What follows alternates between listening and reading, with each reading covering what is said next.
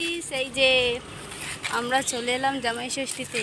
তো ব্লগটা আমি শুরু করছি আমাদের এখানে লেবেই সায়েন্স সিটি থেকে। এই যে রাস্তাঘাট পুরোই ফাঁকা, আমরা অনেক সকালে চলে এসেছি। এই যে রোদ উঠে গেছে। তো চলো বাড়িতে গিয়ে ভিডিওটা আবার কন্টিনিউ করছি। রাস্তায় কোনো কিছু তোলা হয়নি কারণ গরমে পাচ্ছিলাম না, ছেলেটা নিয়ে গরম হচ্ছিল তাই। তো চলো ভিডিওটা তোমরা এনজয় করে দেখতে থাকো। তারপরে যে আমরা বাড়ি চলে এলাম, তারপর আমার মা ফল টল কেটে সব আমার বরকে খেতে দিল। 12 রকমের মিষ্টি ছিল, ফল ছিল, আরও অনেক কিছু আয়োজন ছিল।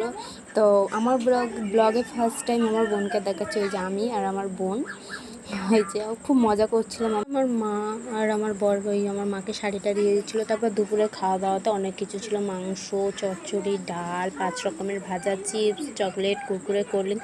তারপর বিকেলবেলা আমরা একটু ঘুরু করতে পেরেছিলাম। তো তোমরা জায়গাটা সবাই চিনবে, আমরা এসেছিলাম সায়েন্স সিটিতে ঘুরতে।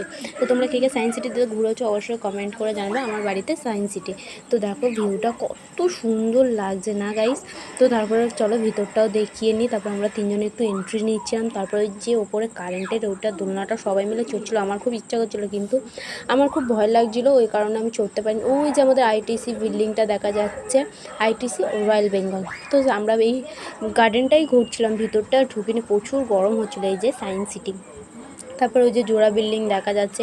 এই সায়েন্স সিটির ভিতরে অনেক কিছুই দেখার আছে। তো আমার বোনেরা সব সেলফি নিচ্ছিলো, আমরা অনেক ভিডিও ফটো অনেক কিছুই তুলেছি।